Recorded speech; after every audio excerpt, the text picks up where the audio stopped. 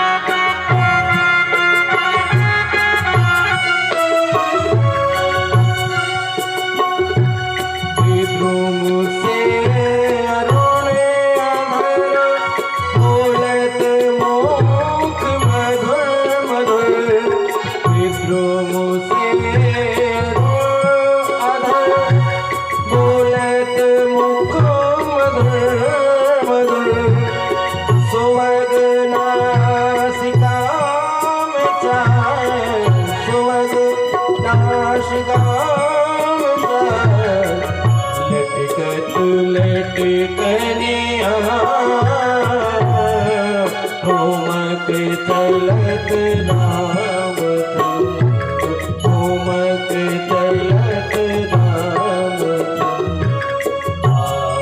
चंद्र। आज तुम्हें चलिया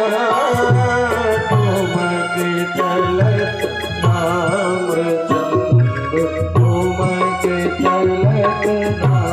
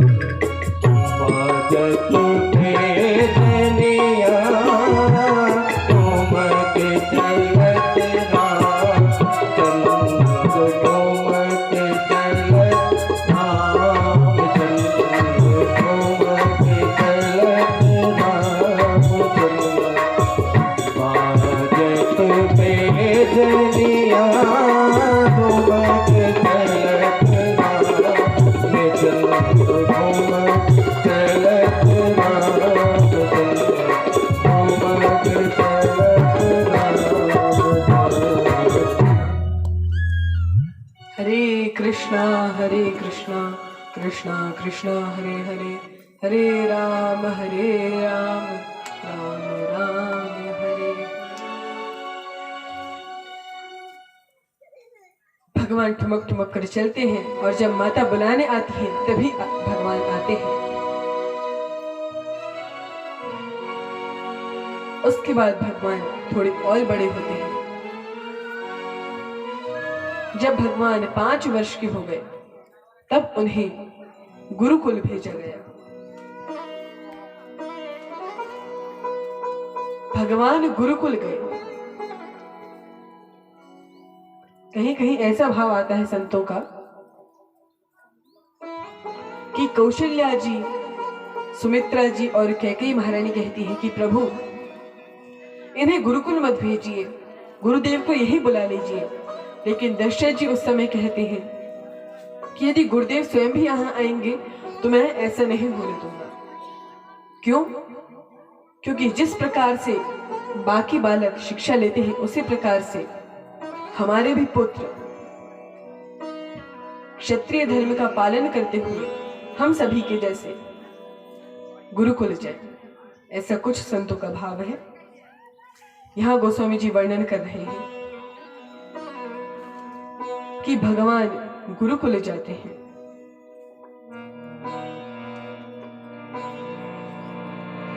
गुरु गृह गए पढ़न रघुराई, अलप काल विद्या सब पाई। गुरु गृह गए पढ़न रघुराई, अल्प काल विद्या सब पाई। गुरु गृह गए अलप काल विद्या सब पाई। गुरु गृह गए पढ़न रघुराई, अल्प काल विद्या सब पाई। अल्प काल विद्या सब पाई। भगवान गुरुकुल जाते हैं और थोड़े ही समय में, जिस प्रकार से श्री कृष्णचंद्र में कुछ ही समय में 64 दिनों में सभी विद्याएं प्राप्त कर ली थी, उसी प्रकार यहाँ पे श्री रामचंद्र जी बहुत ही अल्प काल में, थोड़े समय में ही विद्या को प्राप्त कर लेते हैं। उसके बाद श्री रामचंद्र विद्या प्राप्त करके गुरुकुल से पढ़ के राजमहल आते हैं। इसीलिए अभी जो गुरुकुल प्रणाली नष्ट हो रही है उसे हमें नष्ट नहीं होने देना चाहिए। यदि अभी कहीं अच्छे गुरुकुल नहीं है, मान लीजिए आसपास, तो घर में ही उन्हें धार्मिक शिक्षा मिले। क्योंकि श्री प्रहलाद महाराज वर्णन कर रहे हैं भागवतम के 7वें स्कंध में, कौमार आचरित प्राज्ञो धर्मान भागवतान्यः दुर्लभम मानुषम जन्म तदप्यम ध्रुवम अर्थदम। कौमार आचरित प्राज्ञो, भक्ति बुढ़ापे में नहीं बचपन से प्रारंभ करनी चाहिए। लोग कहते हैं अभी तो मौज मस्ती का समय है, जब बूढ़े हो जाएंगे तब बुढ़ापे में भगवान की भक्ति करेंगे। जब मुंह में दांत नहीं होंगे, पेट में आंत नहीं होगी, तब भगवान का भजन करेंगे। उस समय कहीं भगवान का भजन होगा? जो यह देखने में आता है कि जिन लोगों ने बचपन से भक्ति नहीं करी, वे बुढ़ापे में भी भगवान की भक्ति नहीं कर पाते। उस समय लेते भी नहीं बनता और जीवन भर जो किया है उनकी यादें आती हैं। काम, क्रोध, लोभ, मोह, इन सब से व्यक्ति घिरा होता है। और ऐसा नहीं है कि जब बूढ़े हो जाते हैं तो इच्छाएं कम हो जाती हैं, बल्कि इच्छाएं बढ़ जाती हैं। ऐसा नहीं है कि जो बहुत सारे लोग कहते हैं कि जब कोई इच्छा नहीं रहेगी, सब कामों से फुर्सत हो जाएंगे, लड़की को ब्याह हो जाएगा और सब कोई काम रहेगा नहीं, तब बैठ के माला फेरेंगे। तब माला के अकेली उंगली भी पकड़ते नहीं बनती, तब केवल लेटे ही रहते हैं। इसीलिए कौमार आचरित प्राज्ञो, बचपन से ही भगवान की भक्ति में लग जाना चाहिए। क्योंकि जो बचपन में संस्कार मिलेंगे, इसीलिए चाणक्य नीति में चाणक्य पंडित कहते हैं लालयेत 5 वर्षाणि 10 वर्षाणि ताडयेत, और प्राप्ति तो 16 वर्षे पुत्र मित्र वदाचरेत। कि जो बच्चे हैं 5 वर्ष तक उनका लालन पालन करना चाहिए, लेकिन जब वह 5 वर्ष का हो जाए तो उसके प्रति कठोर हो जाना चाहिए। मात्र 10 वर्ष तक, 5 से लेके 15 तक उसको सभी प्रकार के संस्कार पढ़ाई ज्ञान सब कुछ कराना चाहिए कठोरता पूर्वक। ताड़येत 10 वर्षाणि, और जब वह 16 वर्ष का हो जाए तब जैसे एक मित्र दूसरे मित्र के साथ रहता है उसी प्रकार से अपने पुत्र के साथ मित्रवत आचरण करना चाहिए। वह कामों में हाथ बटाए इस तरह से। लेकिन यदि हम बचपन से संस्कार नहीं देंगे, लोग सोचते हैं कि 15-16 साल तक खेलने नहीं दें, उसके बाद फिर उसके बाद सुधारेंगे 25 साल तक, तब कुछ नहीं होता। तब कोई कितना ही प्रयास करे बच्चे नहीं सुधर पाते। इसीलिए कौमार आचरित प्राज्ञो धर्मान भागवतान्यः, धर्म का ज्ञान बचपन से ही होना चाहिए,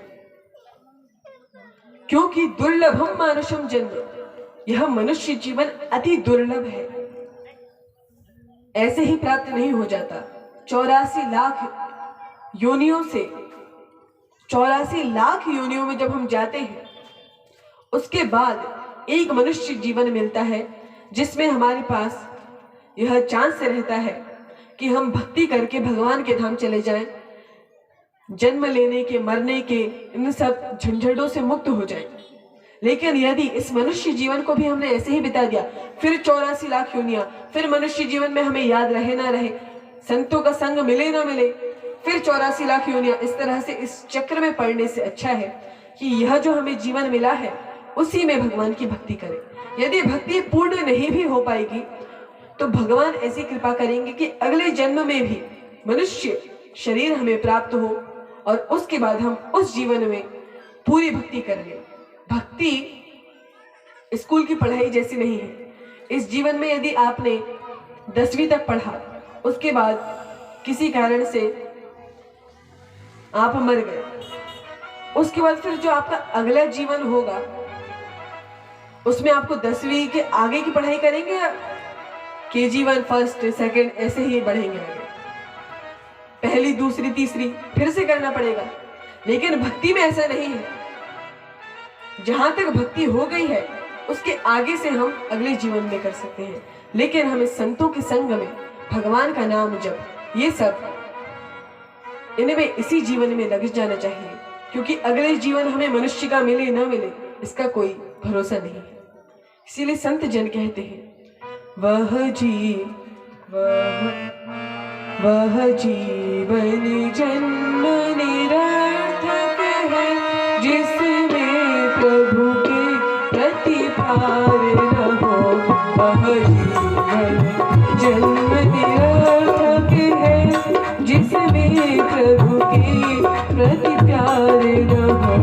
वह जीवन जन्म निरर्थक है जिसमें प्रभु के प्रति प्यार न हो। आप इस भजन को मनोरंजन के भाव से न सुने, समझने के भाव से सुने। वह जीवन जन्म निरर्थक है जिसमें प्रभु के प्रति प्यार न हो। वह जीवन जन्म निरर्थक हो जिसमें प्रभु प्यार न हो। वह जीवन जन्म निरर्थक है, वह जीवन जन्म निरर्थक है जिससे जग का उपकार न हो। जिससे जग का उपकार न हो। जिसमें प्रभु के प्रति प्यार न हो।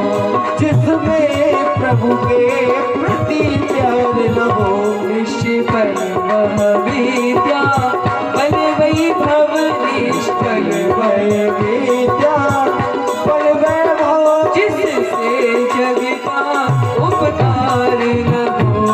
जिससे जग का उपकार न हो।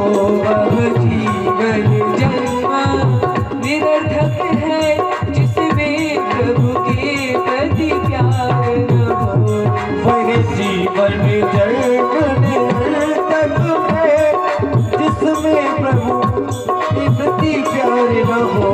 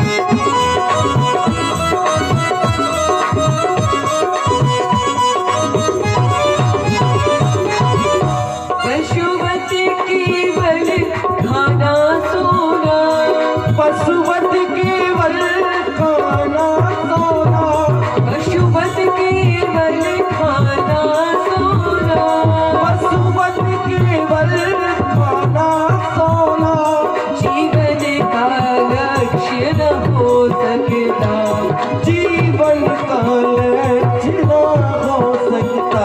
पशुपति केवल खाना सोना जीवन का लक्ष्य न हो सकता। वह मनुज नहीं जिसके हमें कुछ सेवा धर्म विचार न हो। वह मनुष्य नहीं जिसके लिए में कुछ सेवा धर्म विचार न हो। वह जीवन जन्म निरर्थक है जिसमें प्रभु के प्रति प्यार न हो। वह जीवन जन्म निरर्थक हो जिसमें प्रभु के प्रति प्यार न हो।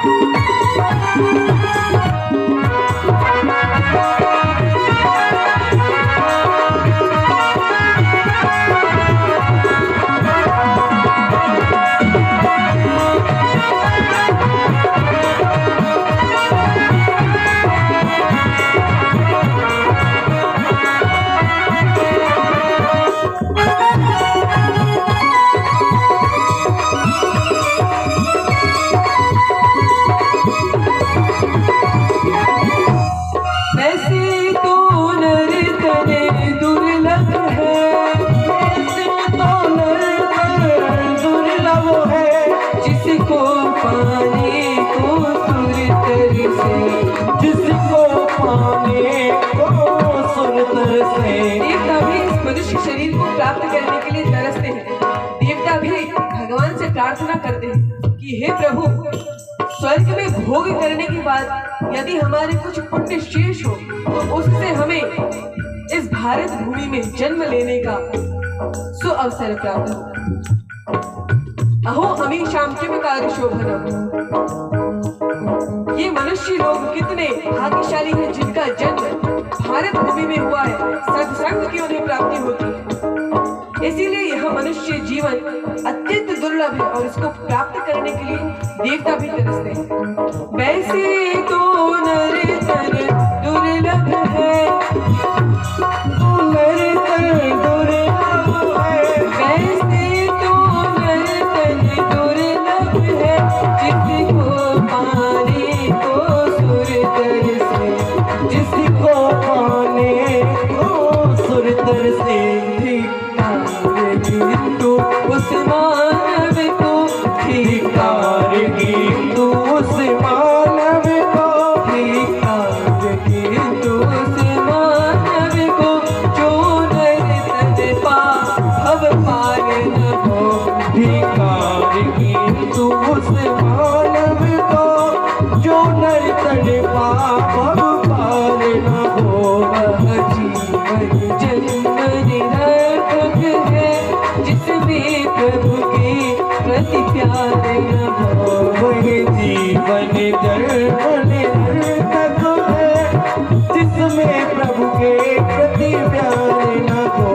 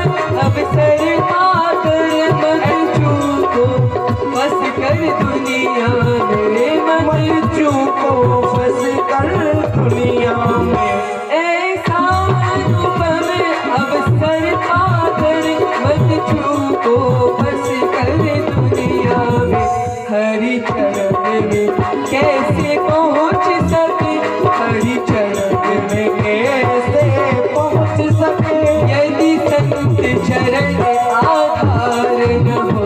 हरि चरण में कैसे पहुँच सके यदि संत चरण आधार न हो। यदि भक्त चरण आधार न हो। यदि संत चरण आधार न हो। वह जीवन जन्म निरर्थक है जिसमें प्रभु के प्रति प्यार न हो।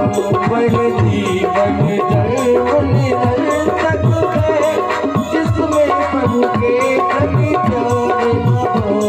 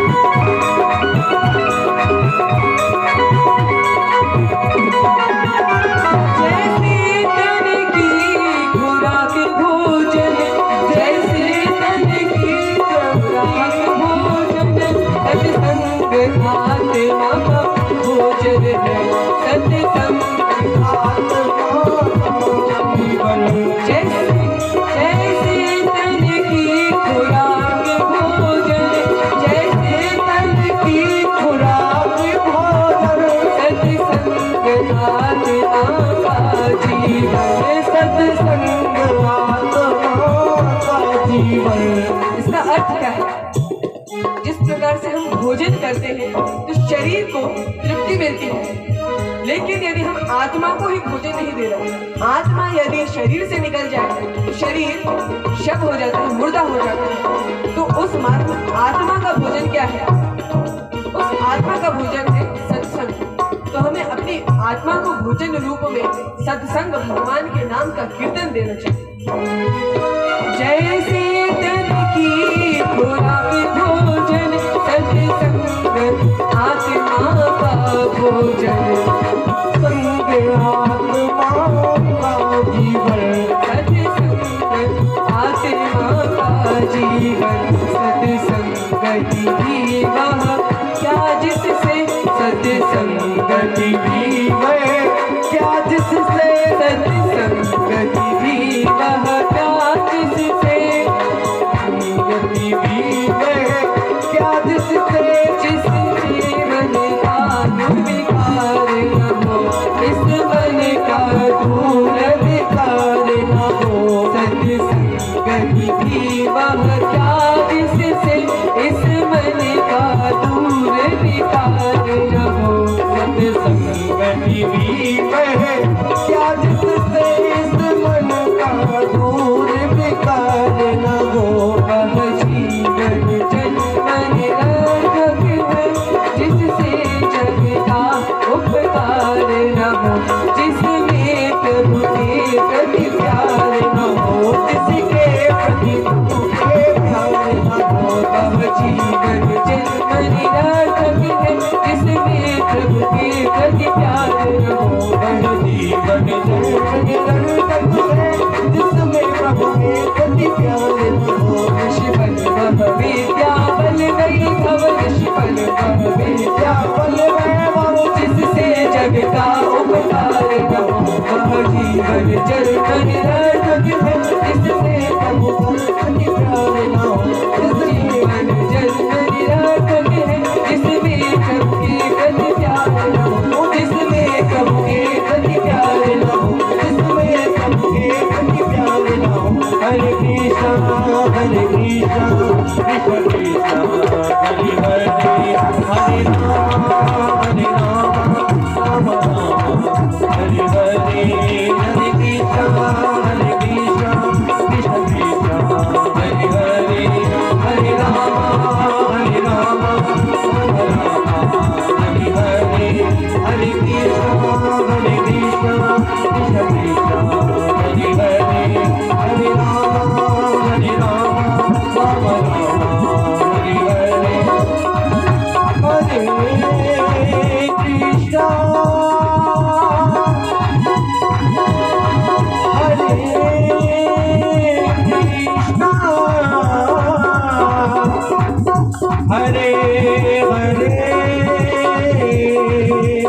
हरे राम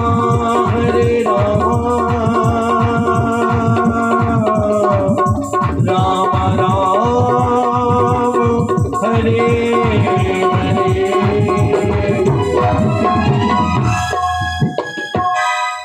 हरे कृष्णा कृष्णा कृष्णा हरे हरे, हरे राम राम राम हरे हरे। यहाँ पे भगवान गुरुकुल से आए हैं और नगर के काज करते हैं। प्रतिदिन सबसे पहले उठते हैं, उठ के करते क्या है? प्रातः काल सबसे पहले उठ के पृथ्वी माता को प्रणाम करके उसके बाद किसको प्रणाम करते हैं? तो वर्णन है, प्रातः काल उठी के रघुनाथा, मातु पिता गुरु नावहि माथा। प्रातः काल उठ कर रघुनाथा, माते पिता गुरु नावहि माथा। प्रातः काल उठ के रघुनाथा, मातु पिता गुरु नावहि माथा। प्रातः काल उठ के रघुनाथा, माते पिता गुरु नावहि माथा। प्रातः काल उठ के रघुनाथा, मातु पिता गुरु नावहि माथा। प्रातः काल उठ के रघुनाथा, माते पिता गुरु नावहि माथा।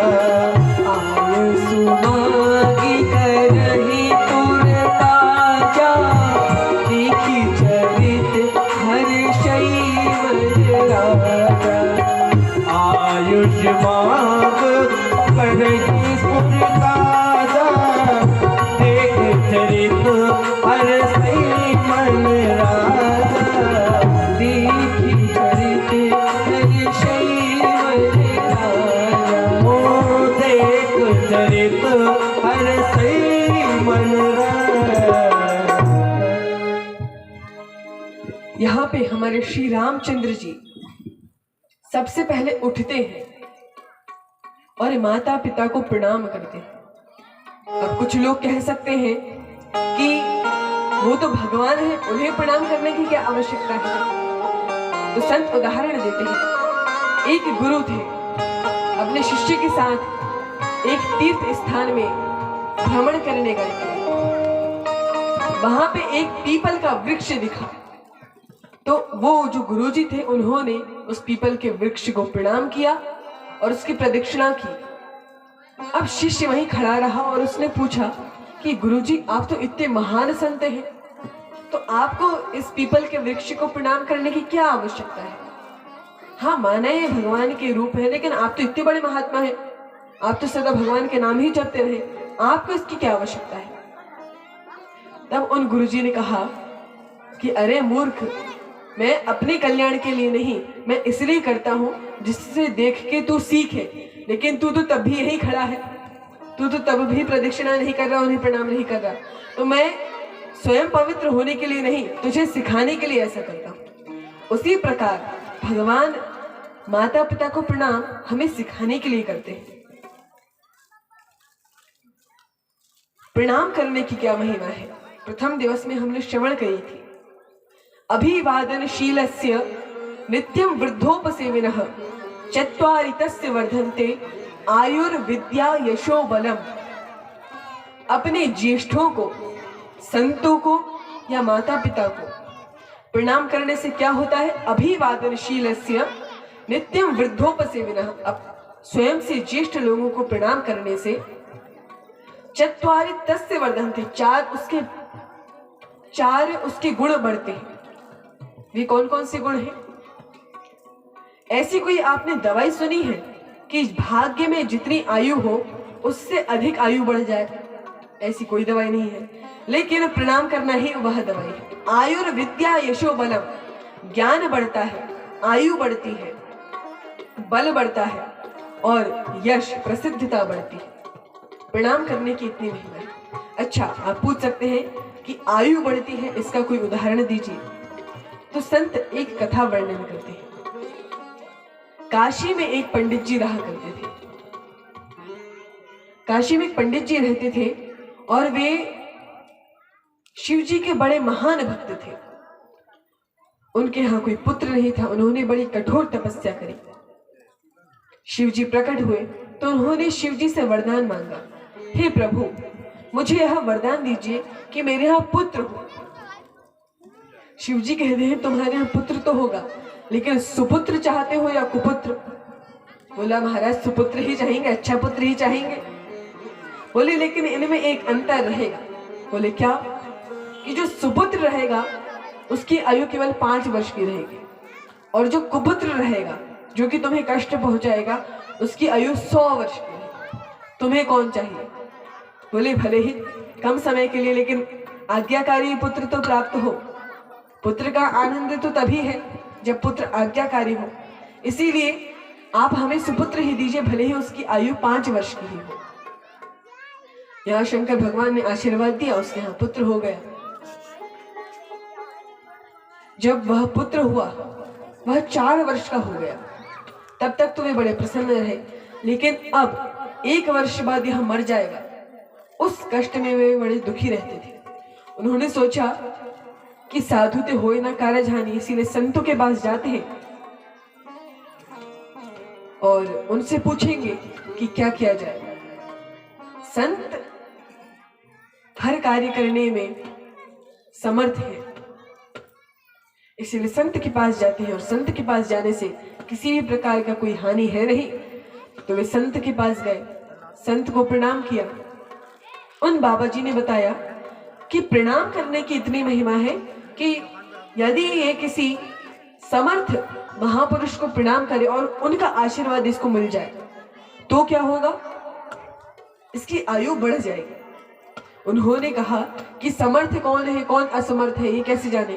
बोले, समर्थ असमर्थ सबको प्रणाम करो, एक ना एक दिन तो समर्थ व्यक्ति आ ही जाएंगे। और उनका आशीर्वाद इसको प्राप्त हो गया तो इसकी आयु बढ़ सकती है, तो इसका कल्याण हो सकता है। यहाँ पे वह जो बालक है, जितने भी संत आते, गृहस्थ लोग आते, सभी को प्रणाम करता। यहां तक कि यदि कोई पशु भी निकले तो उसको भी भगवान का भक्त मान के प्रणाम करता। संत भी बड़े निराले होते हैं। एक संत थे जो कि प्रत्येक उस व्यक्ति को प्रणाम करते थे जिसका तिलक लगा हुआ है। तो एक दिन उनके जो ईर्ष्यालु लोग थे, उन्होंने सोचा कि अभी इनकी पोल पट्टी लोगों के सामने खोलते हैं। एक कुत्ते को तिलक लगाया और उसको सामने भेज दिया। तो जब उन संत ने उस कुत्ते को देखा तो उस कुत्ते को भी प्रणाम किया। तो सभी लोग तो यही पीछे से देख रहे थे कि ये प्रणाम करते हैं कि नहीं, लेकिन संत का इतना सुंदर भाव था कि उसको भी भगवान के स्वरूप जानकर, इसके अंदर भी भगवान है यह जानकर, सी राम में सब जग जानी, करो प्रणाम जोर जुग पानी, इस भाव से उस कुत्ते को भी प्रणाम करते हैं। तो उनके जो ईर्ष्यालु लोग थे, जो उनसे ईर्ष्या करते थे, वो भी उनके चरणों में आ गए, उनके शिष्य बन गए, उनकी शरण में आ गए। तो संतों के बड़े उच्च भाव होते हैं। तो यहाँ पे यह बालक भी, जो समर्थ हो जो असमर्थ हो, सबको प्रणाम करे। अब मात्र 3 दिन बचे थे उसकी मृत्यु में। उसी समय क्या हुआ, एक समर्थ आ गए। वो कौन थे? सप्त ऋषि। ये सप्त ऋषि कौन है? ब्रह्मा जी ने जब सृष्टि करी तो सबसे पहले सप्त ऋषियों की सृष्टि करी। तो वे जो 7 ऋषि हैं, वे विचरण कर रहे थे। तो जैसे ही उन्होंने प्रणाम करते हुए देखा तो क्या किया? चिरंजीवी का आशीर्वाद दिया। मुनि मंडल को महीने प्रगटे द्विज बालक ने दंड प्रणाम किया। चिरजीव भव, चिरजीव भव, चिरजीव भव कहा। अब उन संतों ने जब देखा कि यह क्या कर रहा है, ये तो मुझे प्रणाम कर रहा है, तो संत का स्वभाव होता है जो भी प्रणाम करे उसे तुरंत आशीर्वाद दे देते हैं। तो कह दिया चिरंजीवी भव, तुम्हारी आयु लंबी हो। अब जो उसके पिता थे उन्होंने हाथ जोड़ा, कहा कि हे मुनिजन, आपने कह तो दिया चिरंजीवी भव, चिरंजीवी भव, चिरंजीवी भव, लेकिन इसकी आयु में मात्र 3 दिन शेष है। बोले ऐसा क्यों, तुम्हें कैसे पता? बोले शिव जी ने वरदान रूप में दिया था। बोले अच्छा, शिव जी तक की बात है। फिर उन्होंने कहा कि ठीक है, अब 2-3 दिन ही तो इसकी आयु बची है, हमारे साथ ही दे दो। अब वो ले गए उसे। अब कहाँ ले गए? सभी देवलोकों में भ्रमण कराते कराते वो ब्रह्मा जी के पास ले गए। अब ब्रह्मा जी ने जैसे ही उस बालक को देखा तो पहले सप्तऋषियों ने प्रणाम किया, उस बालक ने भी दंडवत प्रणाम किया, एकदम लेट के प्रणाम किया। जब ब्रह्मा जी ने देखा तो उन्होंने कहा चिरंजीवी भव पुत्र, चिरंजीवी भव। अब यहाँ पे इन मुनियों ने क्या सोचा, सुनी ब्रह्म वचन सुन के मुनि मंडली चली, अपनी बला टली, अपनी बला टली। अब यदि कोई कहे कि सप्तऋषि झूठे हैं, वो झूठा आशीर्वाद देते हैं, तो हम कह देंगे ब्रह्मा जी भी झूठे हैं, उन्होंने भी झूठा ही आशीर्वाद दिया है। इसीलिए अब हम तो मुक्त हो गए। बेइज्जती हो तो ब्रह्मा जी की हो, अपमान हो तो उनका हो, हम तो अब इस झंझट से निकल गए। अब ब्रह्मा जी ने कहा कि बात क्या है? तो उन्होंने कहा कि शिव जी का वरदान प्राप्त है, इसकी आयु में मात्र 2 दिन शेष है। बोले अच्छा ऐसा है, तो चलो अब शिव जी के पास ही चलते हैं, क्योंकि भावियों मेट सकहीं त्रिपुरारी। जो भावी है, जो होना है, जो होनी है, उसको भी मिटा सकते हैं शंकर भगवान। शिव जी के पास आए। अब शिव जी को प्रणाम किया, ब्रह्मा जी ने प्रणाम किया, सप्तऋषियों ने प्रणाम किया, पीछे से उस बालक ने प्रणाम किया।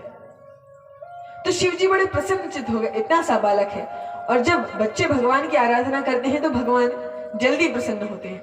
अब यहाँ पर शंकर भगवान उसको बड़े प्रेम से आशीर्वाद देते हैं।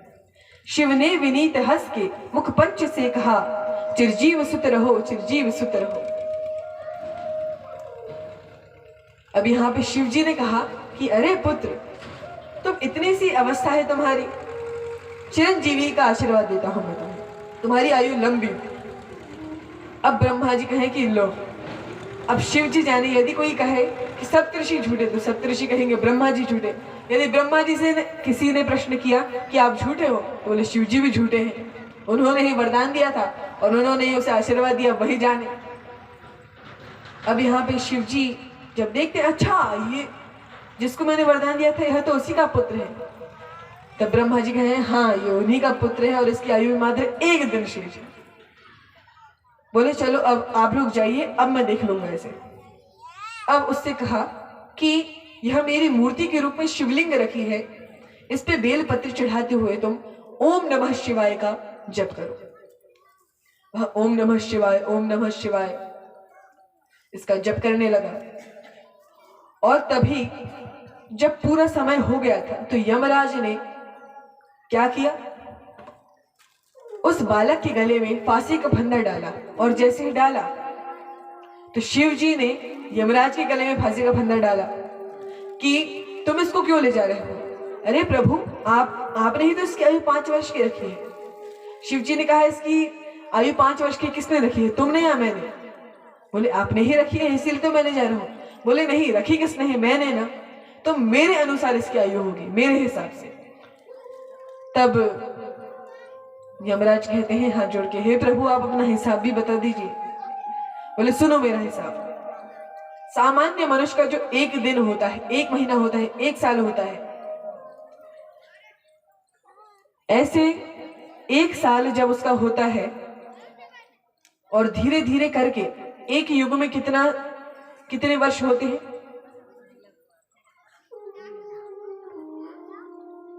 जो कलयुग है उसमें 4,28,000 वर्ष है।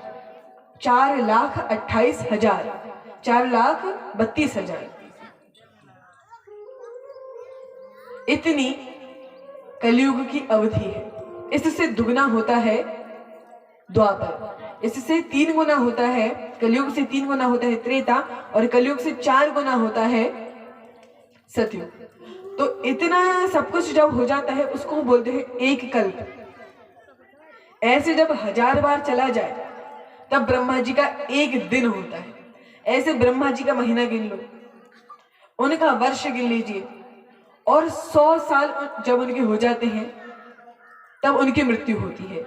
और शिव जी के एक दिन में 10 ब्रह्मा निकल जाते हैं। अब मेरे हिसाब से तुम 5 वर्ष गिनो, ऐसे 5 वर्ष तक यह बालक रहेगा। वही मार्कंडेय ऋषि है, बोले श्री मार्कंडेय ऋषि जी महाराज जी की जय। तो यह प्रणाम करने की महिमा है, इतनी उनकी आयु होगी।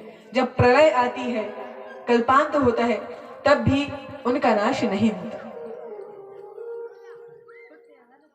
तो यह प्रणाम की महिमा है। आयुर्विद्या यशो बलम, आयु बढ़ती है, विद्या यश बल ये सब बढ़ते हैं। यहाँ पे श्री रामचंद्र प्रातः काल उठ के रघुनाथा, माता पिता गुरु नावहि माथा, माता पिता गुरुजन संत जनों को प्रणाम करते हैं। उसके बाद राजा हैं, इसीलिए जितने भी नगर के कार्य हैं उन सबको परिपूर्ण करते हैं। और इसको देख के श्री दशरथ जी महाराज बड़े प्रसन्न होते हैं। अब आगे वर्णन है। भगवान 16 वर्ष की आयु है। उसी समय विश्वामित्र जी को रावण के जितने भी सैनिक थे, सुबाहु, मारीच, ये सब असुर आके उन्हें यज्ञ नहीं करने देते थे, क्योंकि जो राक्षसों का राजा है रावण, उसने आदेश दिया था कि देवताओं को शक्ति मिलती है यज्ञ से, यज्ञ मत होने दो। इसीलिए विश्वामित्र जी बड़े परेशान रहते थे। इसीलिए उन्होंने क्या किया, उन्होंने सोचा कि मैं क्या करता हूं, मैं दशरथ जी के पास जाता हूं। होता क्या था तो उसका गोस्वामी जी ने वर्णन किया है।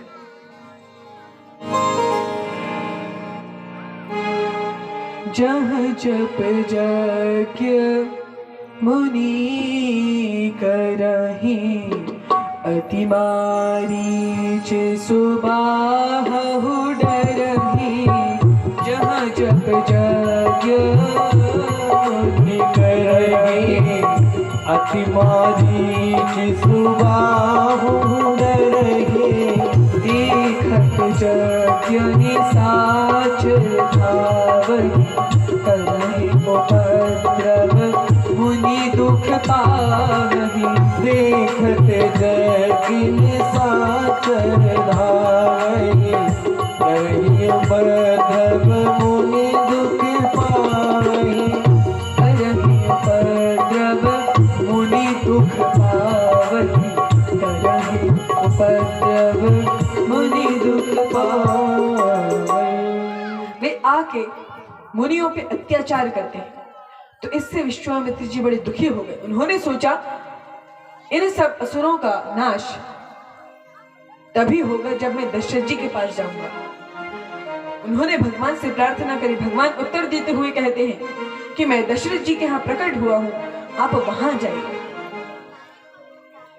अब वे पूछते हैं कि अब दशरथ जी जो कि गृहस्थ हैं उनके यहाँ क्यों प्रकट हुए, आपको सन्यासियों में प्रकट होना था। तब भगवान कहे कि कोई बालक सन्यासी के यहाँ थोड़ी ना प्रकट होता है, भले ही कोई महात्मा हो या भगवान ही हो, गृहस्थ के यहाँ ही प्रकट होते हैं।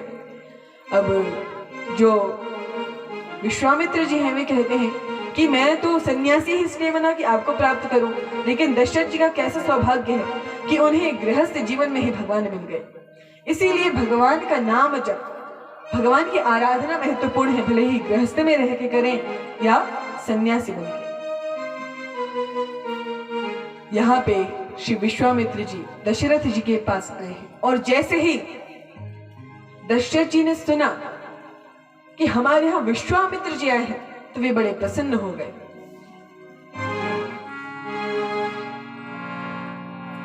मुनि आगमन सुना जब राजा, मिलन गयो विप्र समाजा। मुनि आगमन सुना जब राजा, मिलन गयो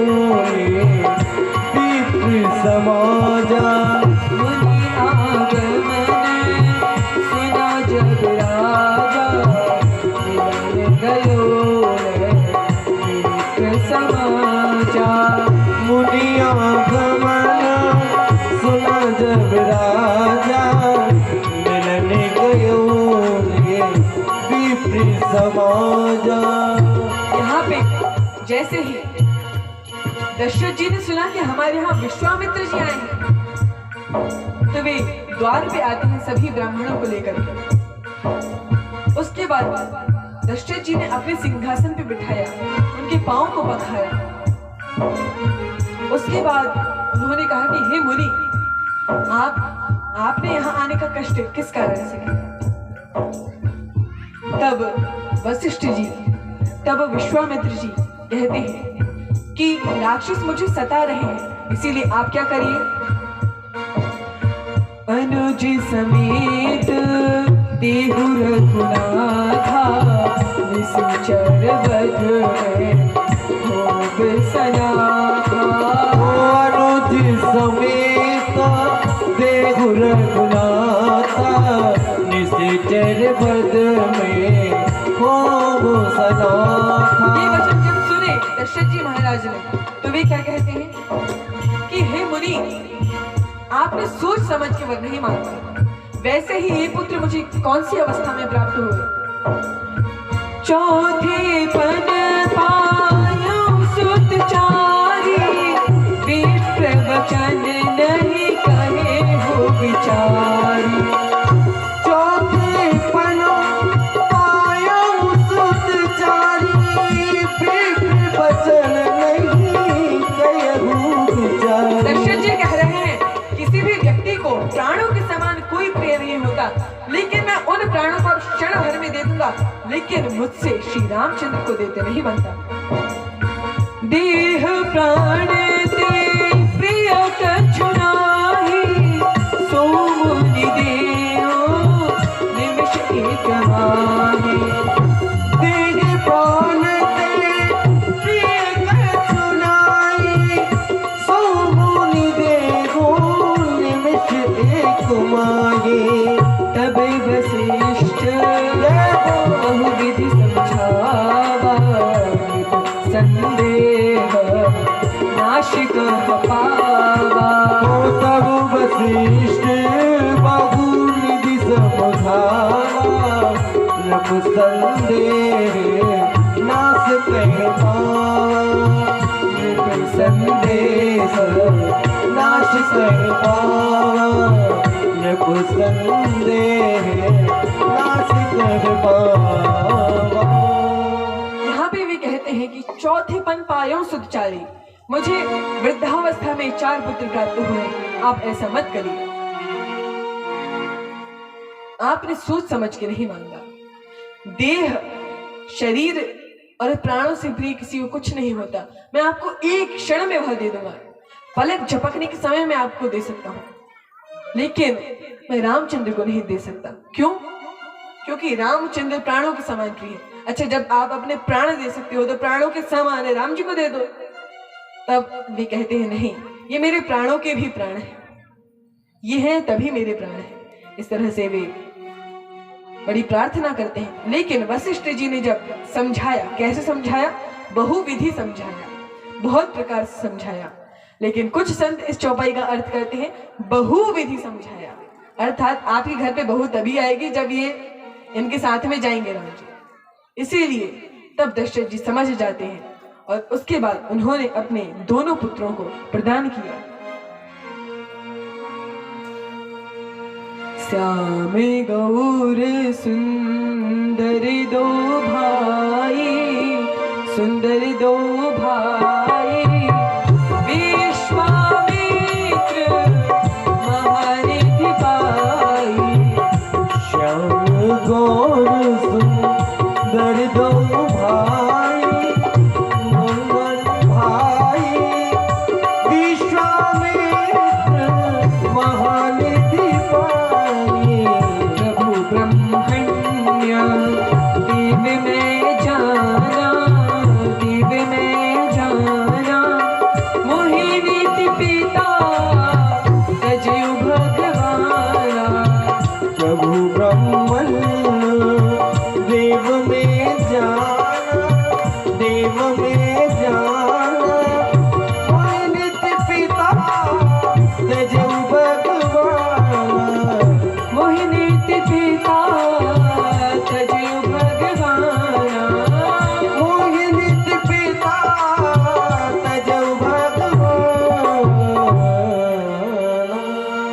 दशरथ जी ने अपने श्याम और गौर, राम लक्ष्मण दोनों पुत्रों को श्री विश्वामित्र जी के चरणों में डाल दिया और कहा कि अब से आप ही इनके पिता हैं। उसके बाद वर्णन आता है कि विश्वामित्र जी प्रार्थना करते हैं, प्रभु आप ब्रह्मण्य देव हैं, ब्राह्मणों के लिए आप कुछ भी कर सकते हैं, आपने मेरे लिए अपने पिता का त्याग कर दिया, आप महान हैं। उसके बाद जब मुनि रास्ते में जा रहे थे तो इनकी बात सुन के एक राक्षसी दौड़ी। वो कौन थी?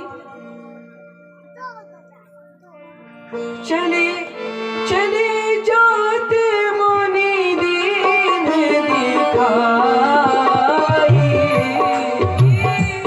चले जात मुनि दीन दिखाई, सुनी ताड़ी का क्रोध कर धाई, सुनी ताड़ी का क्रोध कर धाई, एक ही बाण प्राण हरि लीना,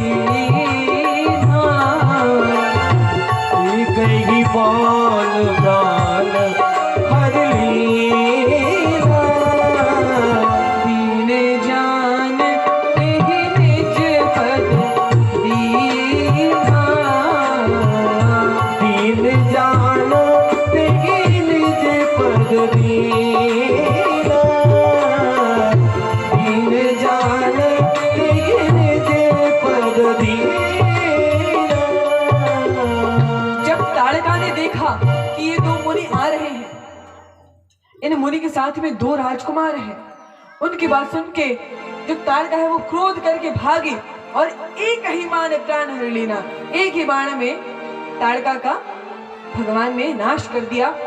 और भगवान इतने दयालु हैं कि जो उन्हें मारने आ रही थी ऐसी ताड़का को कौन सी गति दी? अपना ही पद दे दिया, अपने धाम में उसे निवास दिया। भगवान की जितना करुणामय कौन होगा?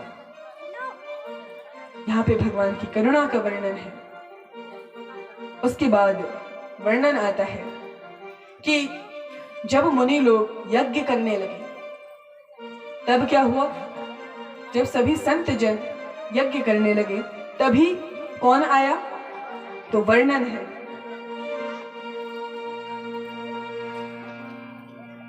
सुनि मारीच निशाचर क्रोही, लय सहाय धावा मुनि द्रोही, निशाचर क्रोही ले सहाय धावा मुनि द्रोही, सुनि मारीच निशाचर क्रोही, लय सहाय धावा मुनि द्रोही, सुनि मारीच निशाचर क्रोही ले सहाय धावा मुनि द्रोही, लय सहाय धावा मुनि द्रोही, ले सहाय धावा मुनि द्रोही। जैसे ही मारीच ने देखा ये संत लोग यज्ञ कर रहे हैं हमारे इतने मना करने के बाद भी, तो वो सभी राक्षसों को लेकर दौड़ा और तभी भगवान ने क्या किया?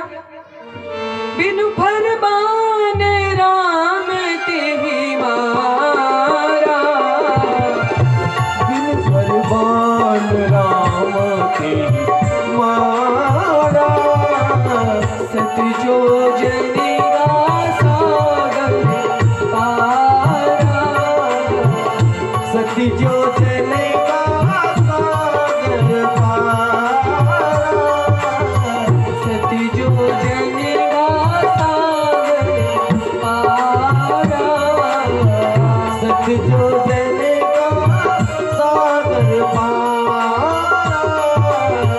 पावक सरस बाहु पुनि मारा, पावक सरस बाहु पुनि मारा, अनुज निशाचर कटक संहारा,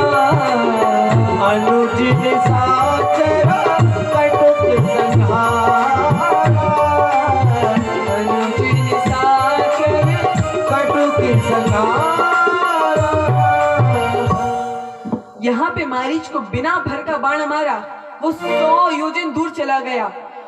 अब ये एक ही बाण किसने मारा? श्री रामचंद्र ने। अब लक्ष्मण जी ने कहा हमें भी बारी दे दो। अब लक्ष्मण जी ने अग्नि बाण निकाला और कहा कि इन राक्षसों को मारो, फिर इनको जलाओ, इससे अच्छा एक ही साथ सब कर दो। अग्नि बाण मारा, ये सीधे भस्म हो जाए। इसीलिए वे एक ही बाण में सभी राक्षसों को सुबाहु सहित वध कर देते। यहाँ पे भगवान ने मुनियों की सहायता करी है। उसके बाद जनकपुरी से संदेश आया भगवान के पास।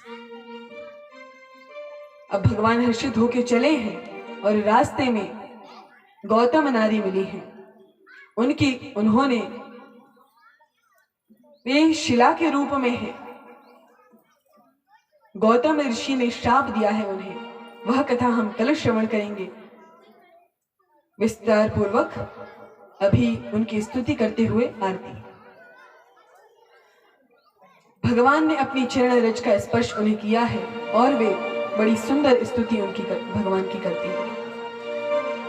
परिसति पदि पावन शोक नशावन, प्रगट भई तप पुंज सही, देखत रघुनायक जन सुखदायक, सन्मुख कोई कर जोर नहीं। अति प्रेम अधीरा पुलक शरीरा, मुख नहीं आवई वचन कही। अतिशय बड़ भागी चरणन लागे, जुगल नयन जलधार बही।